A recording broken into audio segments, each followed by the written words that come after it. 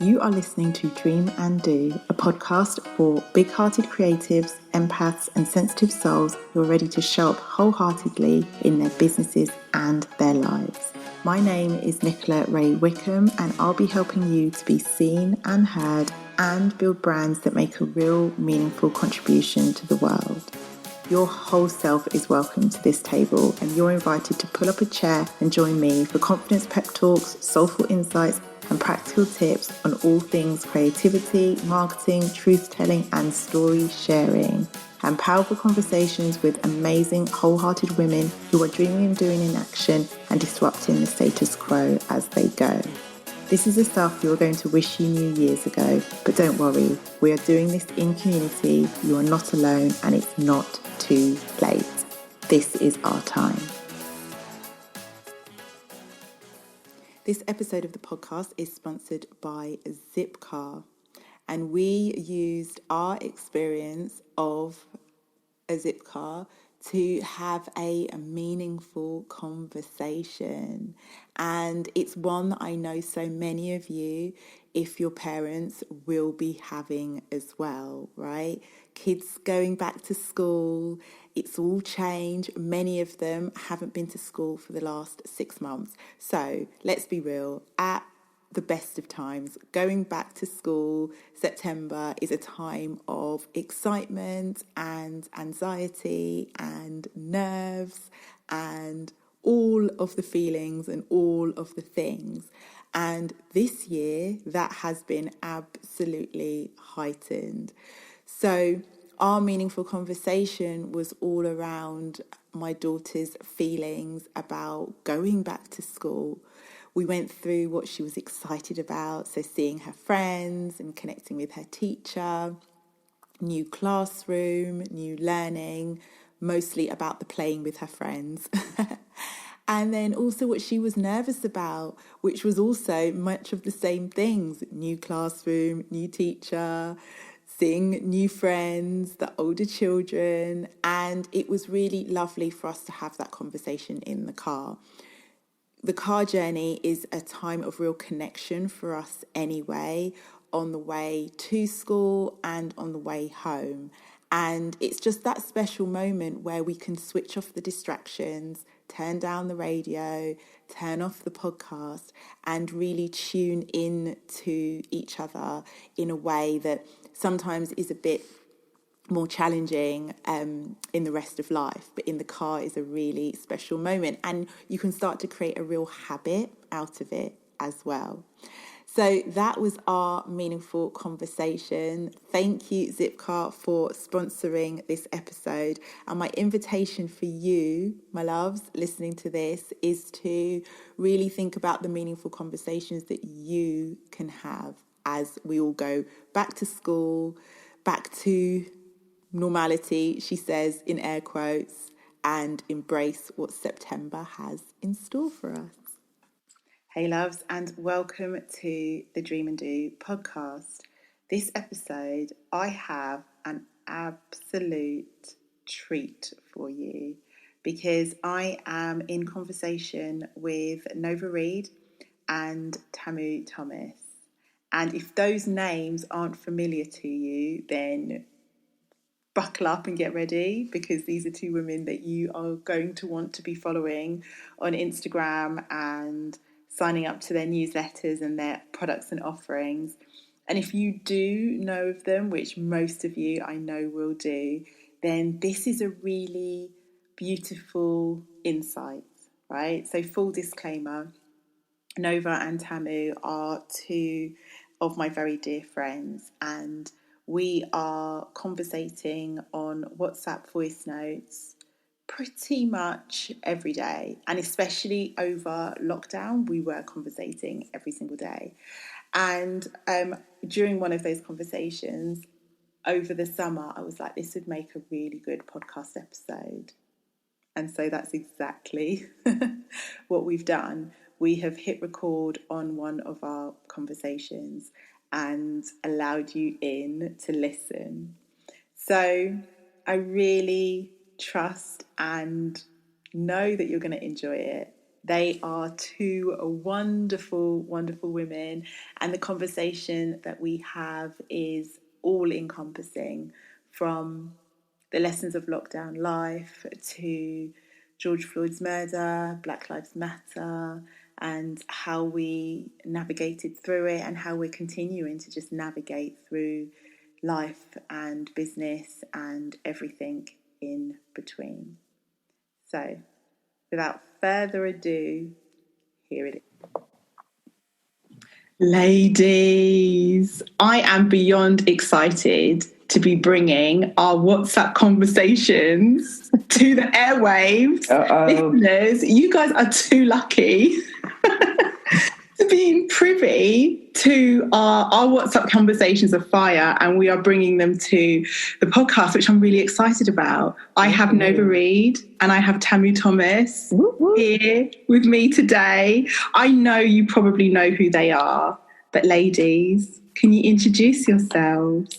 I'll start with you, Nova, because you're at the top of my screen. Hi, everybody. My name is Nova. I am an anti-racism activist, speaker, and soon-to-be author. And I help people be the change they want to see in the world by courageously unlearning their racism. I just want to stan Nova Reid at the moment. Nova, this is Tamu, guys, by the way. Nova is of the status where people that don't really know her, that like she's Nova Reid. So I have people talking about Nova Reid, and I'm like, my mate Nova, and they're like Nova Reid. So I just had to put that out there. So I'm a little bit in awe because I am a huge Nova fan, and I have such admiration for the work that you do and the way that you are literally putting yourself on the front line of your emotions, the stuff that we can usually hide away from, to do potent work to help all of us have better lives. Because the truth is, everybody suffers under a system of systematic racism. Yeah. Wow. So thanks, Nova. Oh, thank you, Tamu. I echo that. I was on a podcast over the weekend, and your name came up. It was one of your anti-racism students, actually. And and I feel like every conversation that I've had recently, Nova's name comes up. So I know my listeners already know who they are. Absolutely. And you too, Tamu. Tell us about you. So, sorry, I just had to gush about Nova for a minute. And you guys will already know that, Nicola's my work wife. The gushing just happens constantly. My name's Tamu Thomas. I have very recently trained as a somatic coach, and that is added to my coaching toolkit arsenal. And in summary, what I do is I help highly ambitious, high-achieving women slow down, take stock of who they are, who they have been, and all that has so American, that has got them to where they are, so that they can unlearn and relearn new ways of being their intimate best friend, so they're able to help themselves occupy the thrive space consistently, because the survival stuff doesn't work there anymore. And I'm also a podcaster, although I'm a very erratic podcaster. I have a beautiful membership community which is for women that want to experience more joy in their lives. And we're not talking bypassing and surface level stuff. We do have a look at real stuff that needs to be soothed in order for us to experience more joy. It's not the same as coaching, but it is a really lovely holding space. Sometimes I make loads and loads of IGTV videos talking about whatever it is pops into my head at that time. But most of all, I am a 43-year-old woman that is really boldly stepping into what makes me feel joyful, because I have realized that joy is the ultimate productivity tool. And I hate to say that because I'm not into living for productivity, but me being joyful just helps me be the human being I'm supposed to be. And that's the end of my podcast. What an intro. Oh, Tamu, that is the best intro ever. And I have to second your membership because I'm always gushing about that on Instagram. Because there's just so much in it. And then I'm lucky enough to be your friend. So I get the side coaching as well, which is amazing and facilitates mic drops galore. Booms. And I am literally like a little girl excited about talking to you both this evening. So I thought we could get into it by talking about like where we are at the moment. It is mid-August 2020, the year that is and was 2020. And if we were having this conversation in January, us looking out on our years... Exactly. It would be a very different conversation, right? And I would love us to reflect on what our lessons have been. If it's called like lessons of lockdown, almost, because I feel like we're still in a lockdown, I can't take my children to soft play. Yeah, that feels like the height of lockdown. I'm missing soft play and I never thought I'd say that.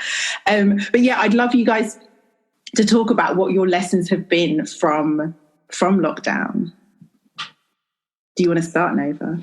Okay.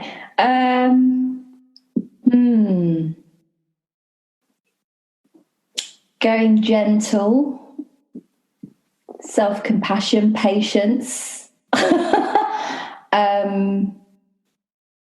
the importance of diversifying as a business owner. At the beginning of lockdown, I was so vulnerable as a self-employed person.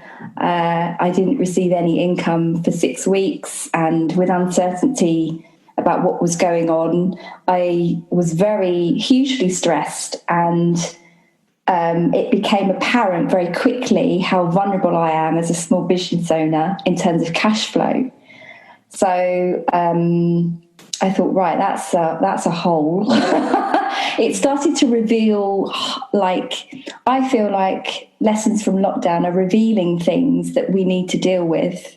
It's forcing us to confront things or nudging us towards doing better, being better, ironing out the creases. So I feel like it's been an opportunity to not only sort out my back office and get things in order, but to really think about who I want to be and what mark and impact I want to have in the world, in my media community, and like who do I want to be when this weird, curious time, when we come out of it, like who do I want to be? So lots of introspection, lots of sort of doing things differently, and being gentle and self-compassionate along the way, because I'm a goer, and this period has also forced me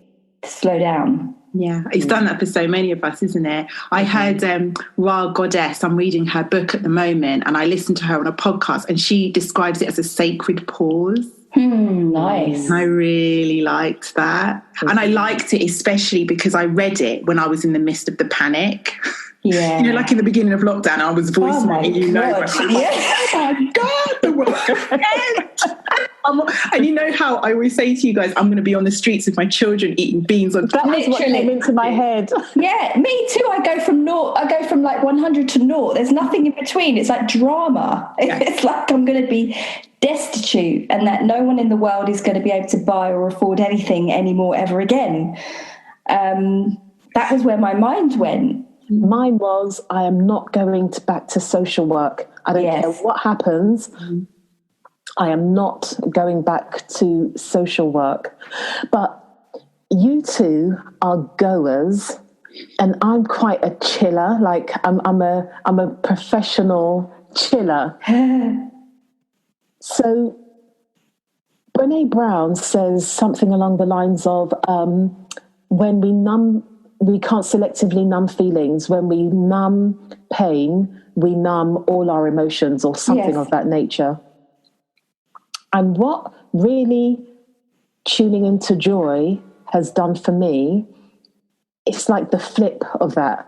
The more you increase your capacity for joy, the more you increase your capacity to feel.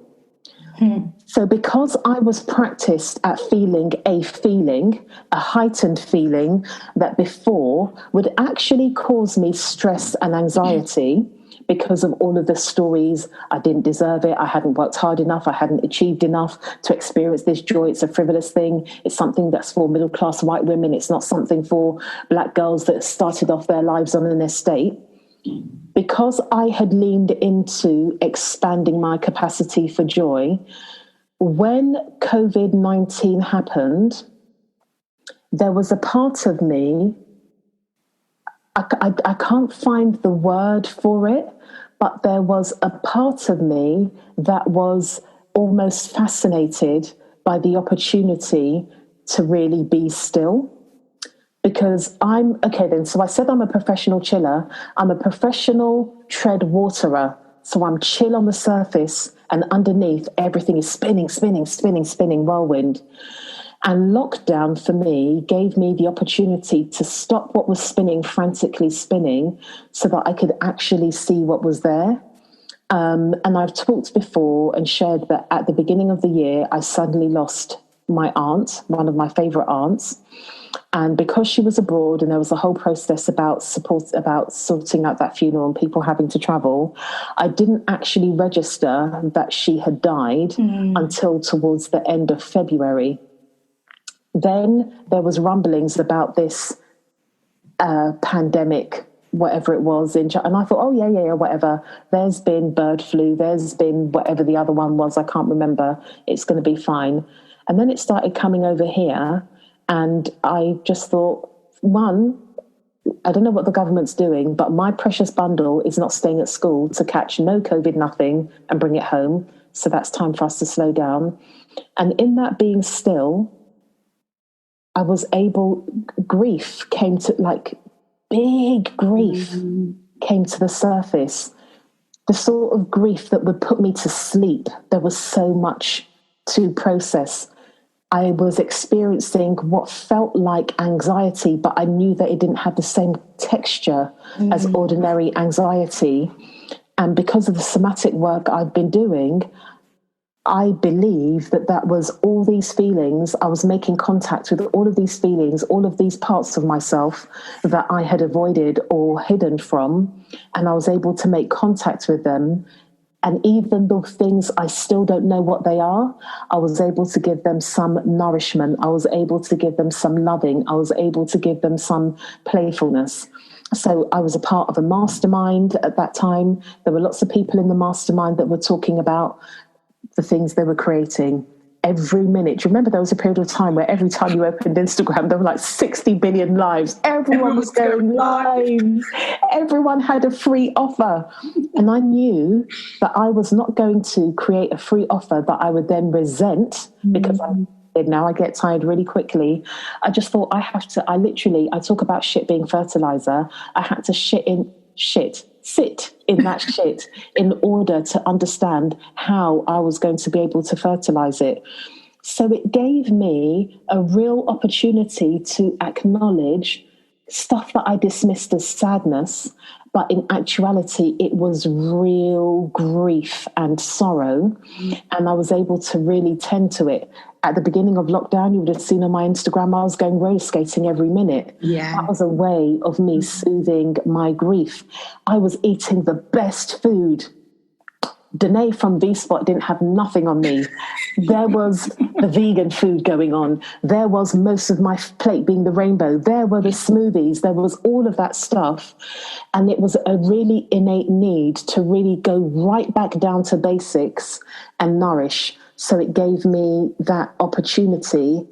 And then just as I started to steady myself, Ahmaud Arbery, Breonna Taylor, and then the final one, George Floyd. That one actually took my breath away.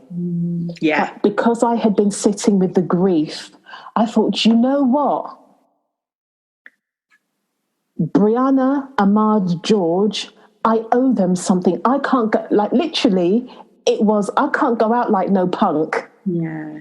Yeah. I need to be who I need to be to do what I need to do to honor these new ancestors and all of the other ancestors. We talk about ancestors a lot. Yeah. And I just had a really strong sense that this was my time to take all of that grief that had been healed and had become something like steel and use that to create living legacy that honours all of those people that have been slain or that died a death without realising, without self-actualising because of the racism they've endured.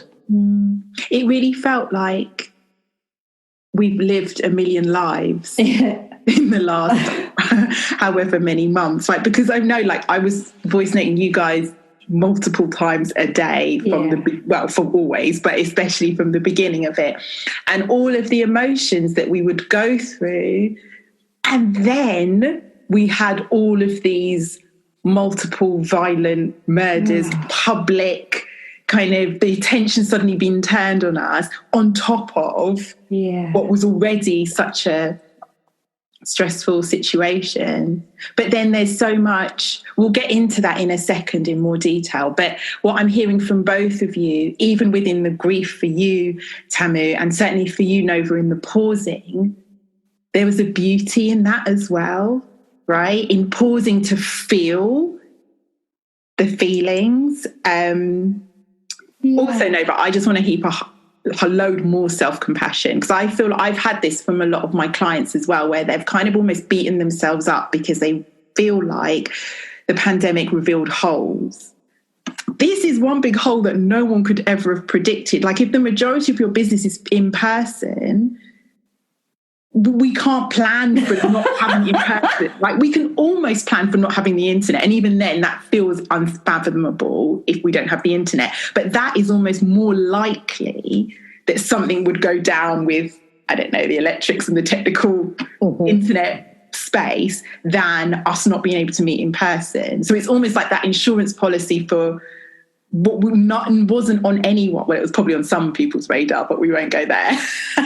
What insurance? Conspiracy! Insurance was saying, we don't cover. We don't know what COVID is. We don't cover. Nobody knew. Nobody knew. So for us to then be like, oh, you know, it revealed holes. Yes, certainly there was stuff that it revealed, but also it was to plan for this. It was like, nobody could have planned for it, but I guess it was just, for me, it was very revealing how much I rely on speaking events and in person as a huge base and source of my income. And so also for my peers who work in theatre and the events industry, like there's nothing, and you can only survive for so long unless you start finding other ways to, luckily I already had on things that were online, and of course this has been the time for those things to come into fruition. But it was very revealing. I was like, okay, actually there is a vulnerability there. Yes, yeah. I've talked a lot about it being a chance to reimagine. I hate the word pivot. I'm like, if someone uses another bro term with me, it's like, let's use the opportunity to reimagine what things could be like in this new space. The lesson for me is connection. Connection is my number one value, and I came home to that. And then I leaned on connection and sought out connection at every opportunity. And that was what settled me in a time when sometimes I was getting too much connection because my kids were around me. I remember. No childcare, like that. It was almost too much connection at times. Yeah, because we're individuals too, right? Yeah. Connection to oneself and having that opportunity as well. Okay. Can I pick up something about violence, though? You were talking about violence with regards to Ahmaud Arbery et al. The violence, it's really sad that many of us, black and brown people, are so accustomed to that kind of violence, we know what to do with it. The violence and this is going to sound like a really strong word, but for me, it felt like violence. The violence that was hardest for me to fathom was people, oh my goodness, I didn't realize it was like this. I didn't realize this was so bad. Oh my goodness, I didn't realize this was how tough it is for Black and brown people. That for me was the biggest act of violence, because Ahmaud Arbery, Breonna Taylor, George Floyd, they're not new. And why does it take such big, catastrophic incidents for you to see the iceberg of experiences we've been talking about over and over? You lot don't have, let me not do using and theming. I've got Nova in the building. So people that are not, particularly that are not Black, white people and non-Black people of colour, you may not remember Rodney King. I vividly remember Rodney King, and I still have visions of him being attacked by the LAPD etched in my mind. And how old were we then? We were young, because that wasn't I'm sure that was kind of within Stephen Lawrence kind of era. It's the 90s, I'm sure of it. It was the 90s. Early 90s. Early 90s. 1991, and Stephen Lawrence was 1993. So there were those things. So 1991, I was in year 9, I think, in high school. So I was aware of that then. 1993, I left high school. I was aware of Stephen Lawrence then. So those were really pronounced things. But how many times has there been a hashtag that's gone around social media? The very people that have said, I didn't realize it was so bad, are the very people that shared that hashtag, that might have commented on posts or whatever the case may be. But there just seems to, because it's not your lived experience, and because you can go around day to day without having to have this additional weight on your shoulders, it's almost as if it's not almost as if, there are many white people and non-Black people of colour. I've shared the post, I've done my piece, it can go back to normal now. Please let it go back to normal now. This is too uncomfortable for me. I want it to go back to normal. I'm tired now. We saw Black Pound Day. Black Pound Day in July. Everybody was behind it. People were selling out of things left, right and centre. Everybody was talking about it. Then that was June. Then Black Pound Day the second Black Pound Day came. August. And there was literally fatigue. There was literally the energy of fatigue, the energy of, well, what about me? Believe it or not, that too is violence. You can put this down. One of the things that really affected me, that I really struggled to get my head around, and to the point where I couldn't, metaphorically sit on my hands any longer, and it would be 10 o'clock at night, I'd got off a client call and I'm like, I'm just going live on Instagram just to sit there and look and just talk what's on my heart. And I remember one of the ones I did was like, why did it take this? I cannot get my head around why it took this. And I ended up having a conversation with someone that I kind of know through the coaching world. And she was talking about how she was really candid in her conversation. It wasn't till we finished the voice notes that I was like, she actually said that she was desensitized to seeing violence on Black men. Yeah. And when you're just like, you're desensitized to seeing it, to the point that until it's on this viral video that's 14 minutes long, where there's a person in uniform, and the furore that came after it, that's what jolted her reaction, because she's so And then at that point I was like, then you're desensitized to seeing harm to me. Yeah. Well, they are, because this makes perfect sense to me in the work that I do in terms of anti-racism, because in order for slavery to have continued and to be an entire industry and infrastructure for 400 plus years, they needed to dehumanize us. They needed to desensitize from seeing violence and trauma and abuse and torture on our bodies to justify. So, like, I think I did a post on it, like, don't underestimate how easy it is for you to desensitize, to see that and not have a big reaction. Because if we hold on to transgenerational trauma as Black people, then there's got to be the equivalent for people who are white and witnessed and participated in mass genocide.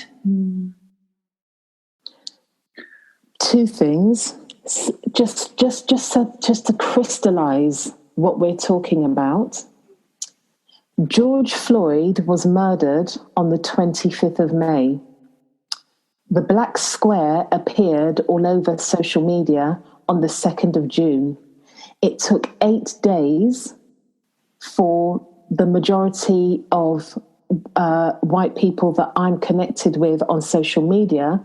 It took 8 days for them to feel that there were enough people sitting in the discomfort for them to be able to voice. It was almost as if, I don't want to rock the discomfort. Oh, actually, there are so many people that are uncomfortable. Let's go there. And on top of that, if I don't go there with the amount of people that are showing discomfort, I'm going to look bad. So I need to. So then there was the performative black square. And the performative stuff hurt. That was a real act of violence. Really was. And we'll come on to kind of what it feels, I can't think of a better word, but what the learnings and positives that we've taken from this time have been. One of them for me was stepping into my anger. Like, you guys all know, me and anger have a complex relationship, which feels like it's healed over this time because we got real familiar. Yes. I was able to step into that anger publicly, and it was that was the final. It was hearing this. It was that the trauma had to be that public and vivid and iconic. Like, me coming from my marketing background, what happened with George Floyd was iconic. It had all of the ingredients that it needed to make it go viral. Gosh. To make it be seen and do what it needed to do. And then to see the performative stuff on top, I was like, I've had enough. Do you know what was really interesting for me around that time is I have a wedding business, which I stepped back from now. And I started that wedding business years ago to just improve representation and race diversity in a very homogenous and institutionally racist and problematic industry. And so I hadn't been in that world for a while, but one of my colleagues had her bridal boutique vandalized in, I can't remember which part of the US it was, but as part of the protests, somebody had spray painted, can I swear on here? Somebody had spray painted "Fuck George" on her windows, and she openly promotes Black beauty. She will use Black models. She's a Black business owner. So it was clearly a direct attack on her and what she stands for. And I saw a post just happen to pop up in my timeline. And so I thought, oh, who is it? You know, there are a few people in the wedding industry who talk about diversity and caring about this stuff. Let me just go and look on their platforms to see what's been said about this. And I remember that it was the 31st of May and it was silent. One of these accounts that claimed to promote diversity said positivity only on their profile. They changed their name to Positivity and Rainbows Only, and it infuriated me. So I went onto my wedding account that I hadn't been on in months, and I said, you know what, there is, I know I've been absent. I'll be able to make an announcement about what's going on in a minute, but I've had a quick look and I can see this palpable silence, and it's not only upsetting, it's absolutely disgusting. And like, you can't only matter, as black and brown people, we can't only matter when these businesses want our money. Pay attention to who is being silent right now, and you use your commercial power and take your money and spend it elsewhere. And then it was almost in moments after that, all of the big players within 24 hours were doing their performative black squares or we stand with you. And I'm like, that's absolutely bullshit, because you were silent before and you claim to care about diversity. And I'm like, that's the reason why I can no longer operate in that industry. But it was a beautiful example of, I'm just going to do this now because I'm scared I'm going to get called out, rather than actually caring about it. Yeah. And I just want to say another thank you to you, Nova, which I've like mentioned this on practically every platform that I've been on since, because people want to talk to me about the fact that I amplified my voice in a way that I hadn't done before, in the subject of our WhatsApp conversations I was having publicly. And I can 100% put that down to the Courageous Courage course of yours that was it in Feb or in March? No, it was April. It finished in beginning of May. Wow. Yeah. The timing of it was just, I remember I kept saying to you, I want to do it, but I don't have time. And Marley's still very young. And it was a rainy day. And I was listening to Selena Project Love on your podcast. And then I stopped in the middle of the park. My iPhone was getting wet from the rain, and I just booked it. And I didn't really know why. It was really dramatic. I was like, I don't really want to buy a new iPhone, but let me just book it now in the rain. And now I know why I had to do it then, because it allowed me to have a voice through everything that if I hadn't have done, not only would I have been blowing up you lot's WhatsApps even more, but that... Always welcome. Thank you. But that I would have just been holding all of that in, which would have manifested in negative ways, in stress for me, that resistance, that angst for not getting it out. But I didn't feel equipped. And quite a few women that I've spoken to haven't necessarily felt equipped to have the conversations, because we've been I call us masterful assimilators and wonderful editors and filterers and code switchers, to the point where one of my clients said this to me. She said, Nicola, it feels like the rule book has been changed and I don't know what to do with it. Wow. As a black woman, right? And this is a black woman who, because of social mobility, like all of us, was able to go to university, often being the first in the family to go into the corporate world, play the role that needed to be played, knew the game. And then suddenly the game was changing. She's like, I don't quite know how to navigate this. Yeah. And I believe that if I hadn't have done your Courageous Courage course, I would have been more on that side. Like, I want to use my voice, but I don't know how to. Whereas I was all up over the socials, getting involved in things. And I just think that's an interesting element to it. Yeah, because what does it mean for us now? Because there's an element of comfort's probably too loaded, but you're used to it. Whether or not it's causing you pain or not, it's familiar. And none of this is familiar. I had one colleague say that she wants the Black Lives Matter movement to just die down. And she said, it's not because I don't believe in what it stands for, it's because I don't like the extra attention and the increase of what feels like what is an increase in overt acts of racism, as well as this huge pressure that is on us now as Black people, I feel, to exceed expectation. Well, you lot have been moaning for so long that you haven't had these opportunities. Now we're seeing all these things popping up. Go on then, prove yourself. It's been really interesting. It's been really interesting for me in that. So Nicola and I first met because I had a platform for Black British mothers called Motherhood Reconstructed. Oh, yes. So 2016, Motherhood Reconstructed started. My friend Leah and I started Motherhood Reconstructed. the idea of Motherhood Reconstructed came to me in a different form in 2009. And then I had the idea for Motherhood Reconstructed. It wasn't called Motherhood Reconstructed. It didn't even have a name at that point.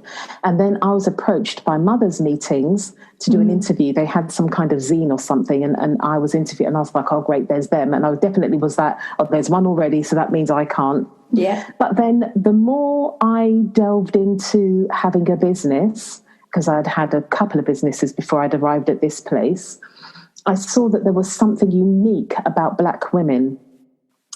And so I wanted to have a space for Black women with creative businesses. And then I was like, actually, there's something about Black motherhood, Black British motherhood.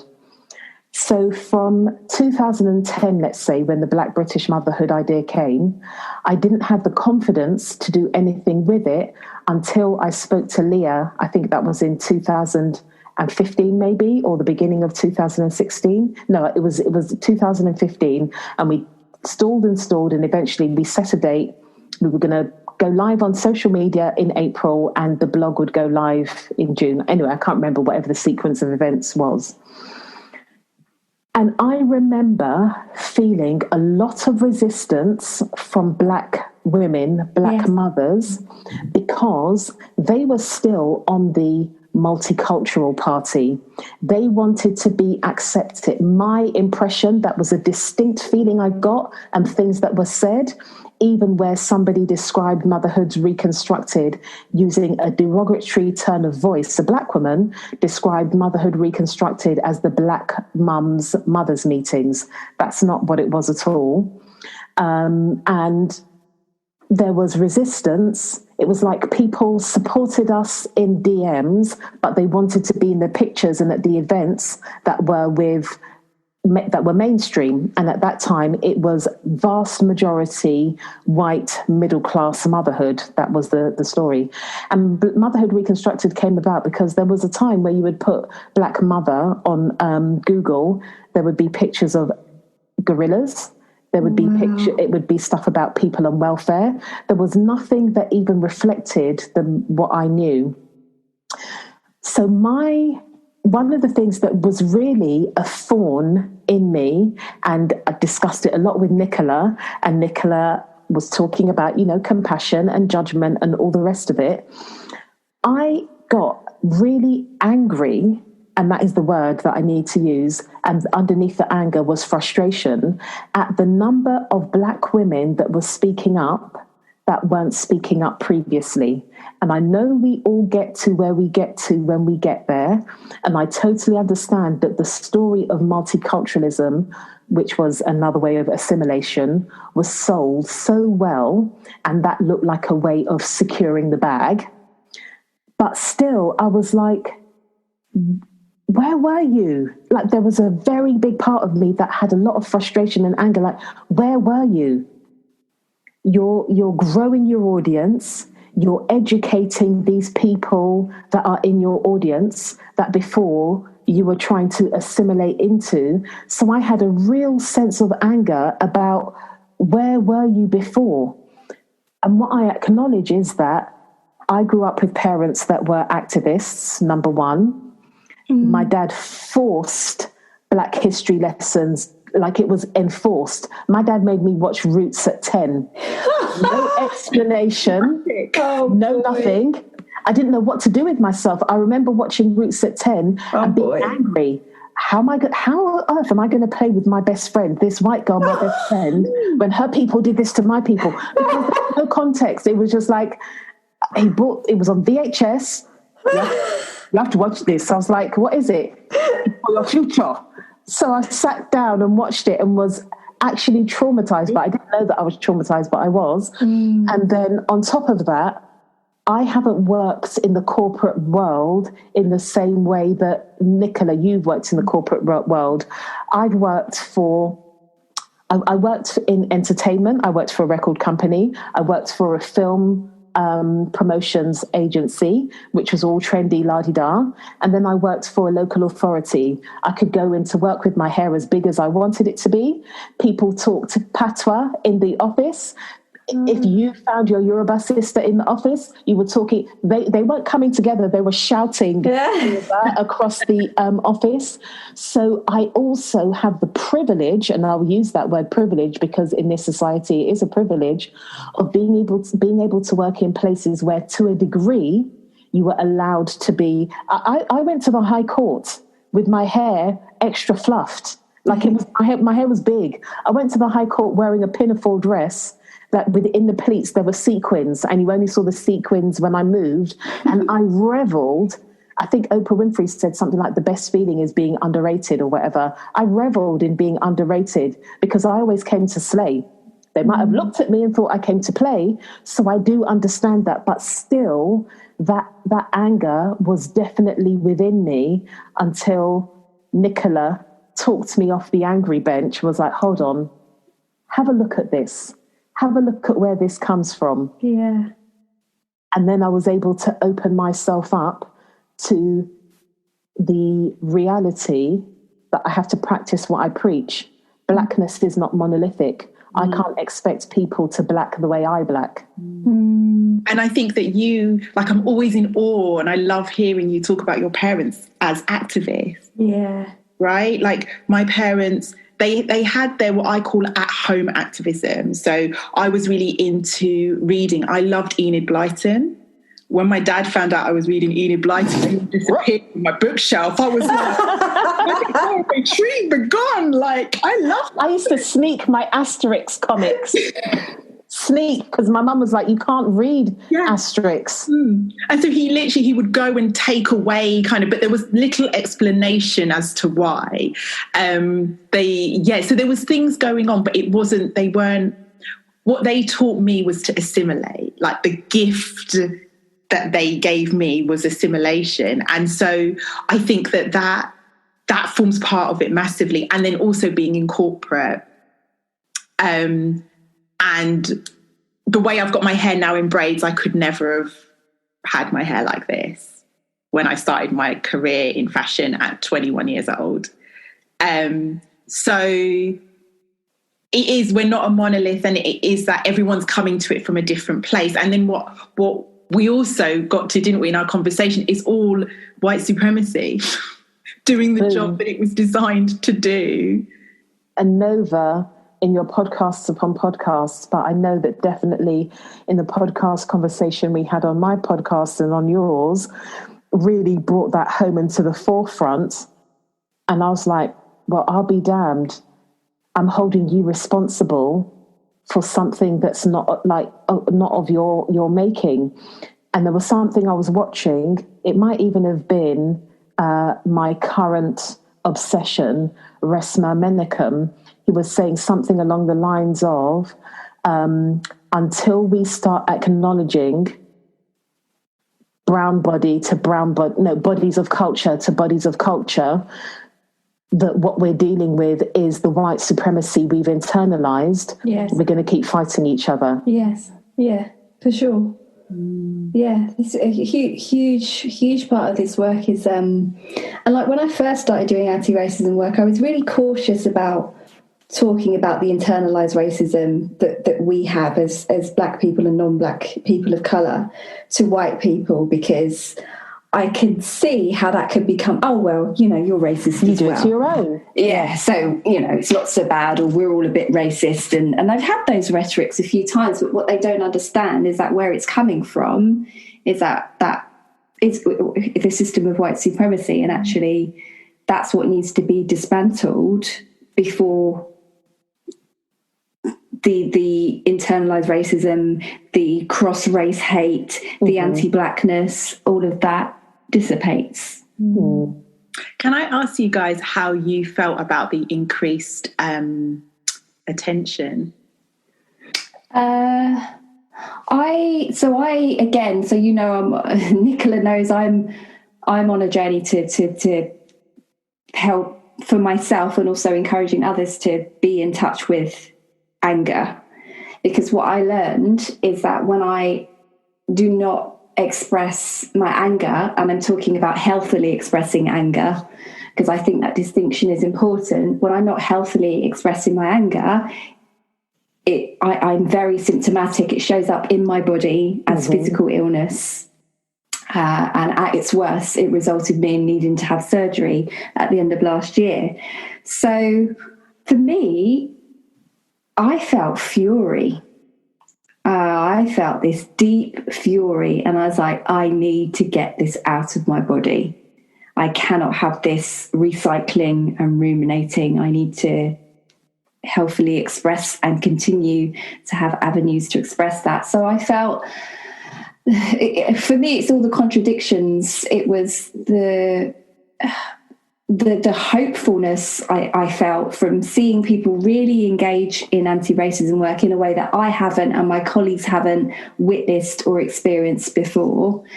And then just fury, absolute fury at what it took to get people to wake up. Have I answered the question? How did you...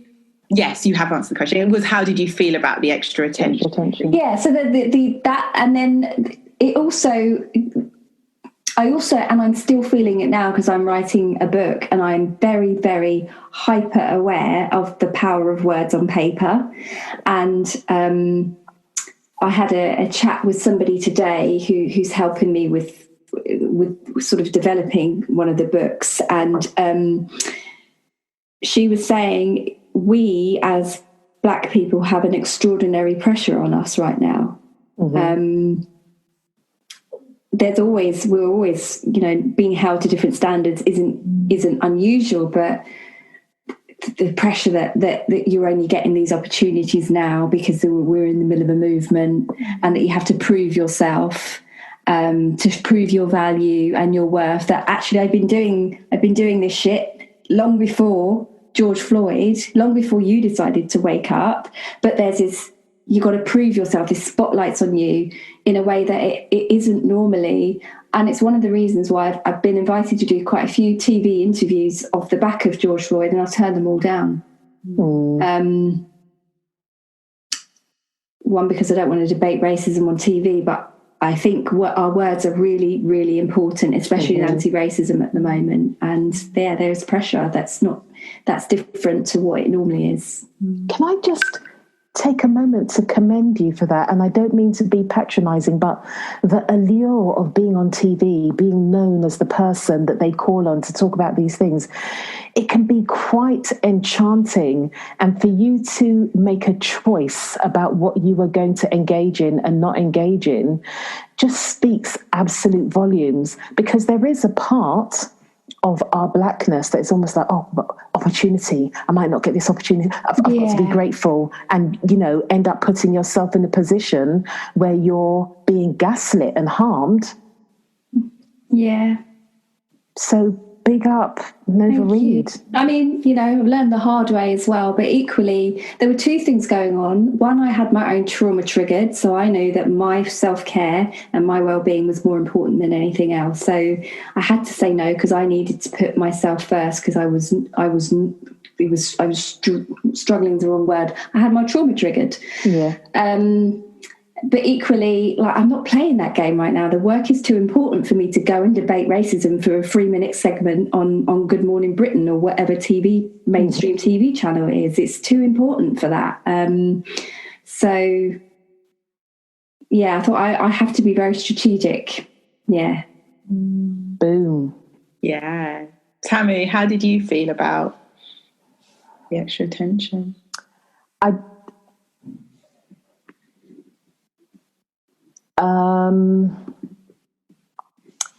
I didn't feel fury. There's no word. It was like, it was like, it was definitely kind of. It was a GIF.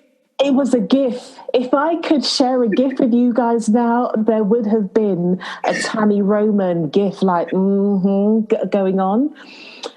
But also, I'm in a kind of strange paradigm whereby I have a number of white women in my community that are really doing the work. that are really showing up, they're really doing the work. And then there were women that know those women and they were sharing my stuff. So those women came along. So there was a lot of respectful, healthy dialogue that wasn't that, oh my God, I didn't realize. It was that, oh my God, I didn't realize that I wasn't, like, how have I not been connected with you? That kind of thing. And you can tell, like, here on this podcast, I have like celebrity tendencies. So I was like, come, like, not like come on into my house, but come, see. Listen to me. So I definitely had, like, I've got to keep it 100. I definitely had a lot of that going on. But also, I really, motherhood reconstructed and all the stuff that went before, I've really had my time with being angry about racism. So a lot of it, I was like, yeah, whatever. Like, some of you are going to go off anyway, especially when I share a post that says the law of attraction gaslights black people. But actually, more of them came. So I just thought, well, maybe you guys are the people that you just didn't have the opportunity to connect with me in the first place. So it was a real mixed bag of cynicism. That's the word, cynicism. And also, yes, come and see me. And there was also, actually, you're a good egg. You know that you're going to mess up, but you'll still keep on showing up to do the stuff. So yeah, and there's also a lot that I just don't care about anymore. Like I literally, I've got that badge. I'm not even on that Mario Kart level of racism anymore. I'm elsewhere now. Honestly, like if it was a game, I've done that bit already. And actually, what you were talking about, Nova, about you knowing yourself and knowing what you need, I know that what led me to booking my first ever coaching session in my whole life, I didn't even know what coaching was, with Nicola Ray Wickham. What led me there to that transformative experience was there was a lot of anger about race and racism and twice as hard for half as much and colorism, and there was a lot in there. So I feel like I've healed. You know, I know there's always new levels, but yeah, I was just like, come on then. Because I know I stand on integrity with my work. Yes. So come on then. You helped me so much in that time. I remember voice noting you being like, why is my following thinking? Like, why is my audience growing? And I'm like annoyed. I'm getting angry with all these extra followers. You're only here because you're diversifying your feeds. And I go on Instagram all angry and a lot of them stayed. They were enchanted by that anger. They stayed. And you know what? They were enchanted by the anger and they wanted to diversify their feeds. Like, straight up and down. They did. They wanted to. But also I think that they started to see the real me, because I started to allow the real me. Yes. And that I was here for that, and that I'm grateful for, because I was just showing. I was just like, I'm a marketeer. Do you know what I mean? Like, that's my training. I can be the ultimate chameleon, and perception was my job. That determined whether I was good on my job is customer perception. And so I'm very good at managing that. And over the years, I've ebbed further and further away from it. But this was like, I don't give a light what anyone. But to me, just watching you just be who you are and be who you are in public was just beautiful to see. It was just like this. It was just so powerful. But I know you're saying that, you know, I don't give a fuck, but that wasn't the energy that was out there. That wasn't the energy that was out there. I'm going to speak from my place of truth and my power, and this is how it is for me. Let's dialogue on that. And it was just wonderful for the ones that I was able to tune in and see. It's just, it's like, but isn't it interesting that I know that in my head, partly, I felt like I was being aggressive, I say in air quotes. So I felt like I was bringing that energy, but onto the other side, it didn't feel like that. Yeah. But also you, because it's like you're in my head, you demonstrated the variations of anger. Yes. Black women do not just have, raw, what are you doing? Anger. We have anger that says, but that's the anger that even when you're not doing that anger, even if your body movements are a bit faster and are a bit more defined, what is being received is, raw, what are you doing? That kind of thing. So even introducing the concept that, like every other ethnic group, race has gradients of anger, we too have gradients of anger. You reminded me of Brittany Cooper. I think she's on social media as Professor Crunk. Her book Eloquent Rage.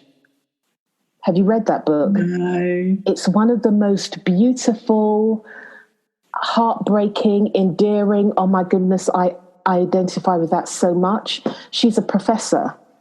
And she's talking about coming from, I think she comes from a deprived background, and she has made it into being a professor. And she talks about all of her experiences with him. And also she's a woman of size. So she also talks about her experience of that as well. And it was the most eloquent, beautiful rage that wasn't minimizing a damn thing. It was just how you are. It felt like I thought I was truth-telling before. And then I realised I was truth-telling within limitations, within a boundary, within a framework. Let's be fair. You were truth-telling, but in what you knew at that time. Yeah. And what was allowed at that time. Yeah. Because I think I said on one of them, it's like, you guys are here and I'm grateful that you're here and you're welcome at this party. But please know, if I was saying this exact same message in February, you'd have been like, unfollow, I'm not here for this. Yeah. Mm-hmm. So it felt like that there was this opportunity. And I use the word opportunity quite a lot. And I know that a lot of people were kind of triggered by the opportunity. And a lot of women that I spoke to were like, I don't want to use the opportunity. I was like, use the opportunity. Yeah. People are listening. And if you've got stuff to say on your heart, also, as a Black woman, don't feel pressure to, but if you want to, then you don't have to sit on your hands. You can go forth and talk. And so I know that for me, the extra attention, I felt angry. You helped talk me off the ledge, Tamu, and then I started to enjoy it. And I'm continuing to enjoy it. Nova talked about knowing that you talked about knowing that you needed to look after yourself, because the symptoms of holding on to that would be anger, would be illness. So again, we also need to have a look at our assimilation and how that manifests as illness. There are illnesses that are more prevalent within Black communities, stress-related, in women, fibroids, heart. It's not just about the food we eat. The heart stuff, the diabetes stuff, all of that is not only the stress of ourselves. Epigenetics says that we carry the DNA, the trauma markers from 14 generations. If we're carrying that much trauma within us, we're carrying a whole load of trauma. Because if you think about what was happening before, even 3 generations ago for some people, I know that my mum's great-grandmother used to talk to her and tell her stories about her great-grandmother who was a returnee. So that's what, 4, 5 generations back, my ancestors were traveling back from wherever they were, returning back to Africa. And thinking back to the work of Resmaa Menakem, in his book, My Grandmother's Hands, he talked about traumatized people traumatizing people. Yes. So he talked about the transatlantic slave trade being born of people that were escaping the trauma of medieval times in Northern Europe. So medieval times were called medieval for a reason, and traumatized poor white people fleeing from their trauma then inflicted trauma on other people. So all of us are traumatized. It's trauma that's inflicting trauma inflicting trauma. But the way it presents itself more vividly is within Black and brown communities, because they don't have the same access to resources, they don't have the same legacies of wealth, they don't have the same access to things. Therefore, they're scrutinized more, and that whole aggressive trope, for example, becomes more pronounced. There's more eyes on us, there's more stories about our trauma, when in fact this whole legacy of white supremacy is trauma on top of trauma on top of trauma. Absolutely. As we start to wrap up, I just want to, I know, right? Just kind of move on a little bit to where you are now and what you've kind of learned from the whole experience and where it's kind of led you to kind of maybe the work that you're doing now or how you're feeling now. And I want to loop back to what you said at the start, Tamu, about when we look at the most recent Black bodies that were slain so publicly, and really feeling like these new ancestors that you called them, that we are their legacy now.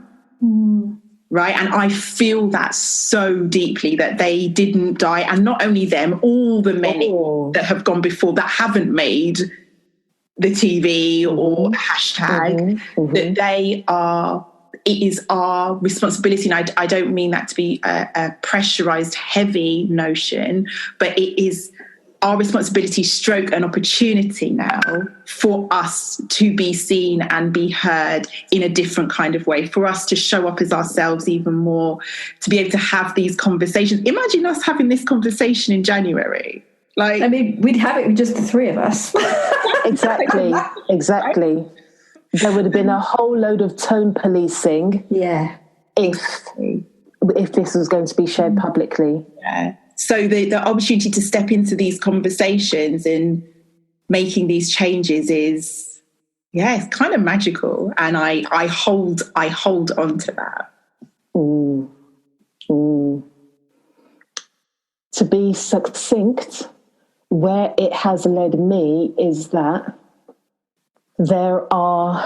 it's a small group, but it's a small growing group of non-Black people that are not just willing to have the conversations and take the action, they're willing to make the mistakes, learn from the mistakes and keep going. My membership group has got so many people that are in that place. It is beautiful to witness. It is beautiful to hold space for, and they're not expecting me to do any work for them. They're not expecting me to do any work for them. And can I just interject there? As a member of your group and as a Black woman in your group, it is so healing to be in that space with non-Black people who are willing to hold the stare. When George Floyd had that day afterwards and you held a masterclass, and I didn't want to come on, and then I came on, and then I broke down, and there were some other members there as well. And to be able to do that in the space with other white women, that was hugely healing for me, because the old Nicola would have just clicked off, or the old Nicola would have held her tears and held her pain to for other people's comfort, and to be like, actually, you know what? I'm done. I'm feeling my feelings in public. I don't care who's watching. I'm infinitely grateful for that. It was the day after, I think. It was in the I think it was the day after. Oh, wow. Yeah. And I really thought, right, we're not going to go there. We're going to do. And there's like, we had to. And that really speaks to when you show up wholeheartedly, hashtag Nicola, when you show up wholeheartedly, you attract those people. So it was really important for me to note that I have got women who were able to go past their guilt, go past their shame, go past their, but I'm a nice white person, and hold space and actually learn from seeing the depth of feeling you were expressing even without words. So that was something that was very, I'm going to say pivotal. I know you don't like the word pivot, pivotal for me. But what this experience has done for me, it has really revved the engine up. You know, that engine to get you going, it has really revved that up, because I talk about my divine assignment and I'm like, okay, we talk about breaking ancestral chains. No, that's not what I'm here for. This company is called 360, Live 360 for a reason. It's a circle. I feel like I have a duty, and it feels like a beautiful duty to heal those chains so that my ancestors, whether they're my direct ancestors or their ancestors because they're my skin folk, that they heal through me as I heal. They feel abundance through me as I feel abundance. They are able to share their gifts through me as I share my gifts. That is where all of this has taken me. Wow. Nova. Oh my gosh, I'm just letting that land. I'm in this bubble at the moment of writing my debut book, The Good Ally, which is out next year, but it's so intense. I'm in this tunnel vision. But when everything was kind of kicking off, I remember vividly saying, like, I know why every single thing in my life has happened and has led me to this moment. I have never felt more ready, more called, and more prepared to serve something greater than me as I do now. I'm going through a growth spurt, which is bringing me, lots of challenge, and there's growing pains and there's tears, but it's all part of just the wonder of being human and having the privilege of, breath and life force and everything in between. But I remember that I now I know everything that's happened in my life, the directions I've gone on, the training that I've had, the experience that I've had, have prepared me and placed me in this place so I can serve something that's greater than me. And that is a huge gift, and that is how I honour my ancestors, as well as equally helping hold space and remind people that this work, I refer to anti-racism as collective healing, because that's what I believe it is at its essence. When we understand it, and we can start to hold compassion for ourselves and each other while simultaneously holding people accountable, only then will sustainable and deep change happen. And I'm feeling shifts, and that does make me excited. So, yeah. Loves. We are our ancestors' wildest dream. Oh. And you two are an absolute dream, honestly. Like, now I get to gush on you on record. But honestly, you two both make this journey so amazing and special. And I honestly don't know if I would be on it still if it wasn't for you two. And it certainly wouldn't be what it is. So I feel infinitely and ridiculously privileged to have you both in my... And I'm just excited for us. I'm excited for us to... Can we just wait one moment? Because entrepreneurship can be really, really isolating and lonely. Yeah. When you're starting a business, or when you've got a business, and according to the world, you should be kind of like at the peak of your career now, and you're really finding your wings and spreading your wings in business. It has been so grounding and affirming to have people that get it, and get it enough to say, love, this sounds like fear, or what could be the best thing, Or, oh my gosh, one of the best moments. I can't remember what I said. And one of you said, let's set an intention around it. I've never, ever in my life had somebody or a space where I can share my dreams and somebody's response is, let's set an intention around it. Yeah. I don't know what to say. I mean, it's, I say this to Nicola, and Nicola's had this many times. I just wish we had met before. I wouldn't have been ready. No. I mean, I know, I understand that everything happens when at the right time.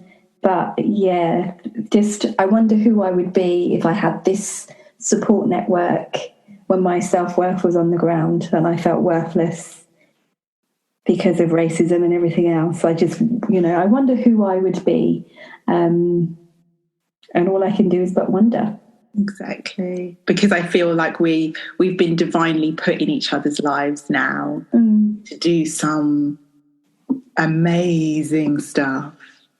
Like when we record again, because I'm having you two back at regular intervals. Hello. I'm ready. Anything to get me away from this tunnel of writing. Yeah. Even for us to just mark the journey as it happens. Yeah. Right? Like, but I'm going to have to do some shaking after this because the feelings that are fizzing around right now, they need somewhere to go. They can't just sit in my heart and my solar plexus. Like it's literally like in the center of my chest. Like I need to breathe when I'm sleeping. Like it's massive. Thank you. Thank you. Thank you, Nicola. I adore you. Too. Yeah. And there it is. Conversation with the delectable Nova and Tamu. And I really hope that you enjoyed the episode. I'd love to know your takeaways or your ahas or your just moments that you had whilst listening. And before I go, I want to let you know that the doors to Wholehearted are now open. Wholehearted is my signature group program, and it's all about helping you to be yourself and book clients from that space and that place. And I invite you to really think about if showing up wholeheartedly is something that you want to do more of, right? So it's so easy to look at women like myself, like Tamu and Nova, who are showing up fully and wholeheartedly, and like on this episode, exploring the ways that it is sometimes challenging to do that and why it has been in the past, and some of the learning and unlearning that we've been through to get to where we are now. And of course, it's still a journey. And like I said in the episode, I'm excited to see even more kind of over the years where it goes. But what I want you to know is that it is a journey and it is a process. And through Wholehearted, I'm committed to helping you with that. Committed to helping you to get to that place where you are picking up the pen or you're pressing record and you're allowing your true, authentic, whole self to come to the table and speak from that place and do your work from that place and let your message come from that place. And I have devised and developed a Wholehearted methodology that really helps take you through all of the different elements where we look at you and shine the light on you, and then we shine the light outwards in terms of the work that you're doing and how you want to communicate that and how you want to design your message to really feel good to you, as well as attracting in the clients and customers that you want to be working with. So we get started at the end of September. The doors are open now. If you're interested, then all of the information is in the show notes. Pop me a DM and let's chat.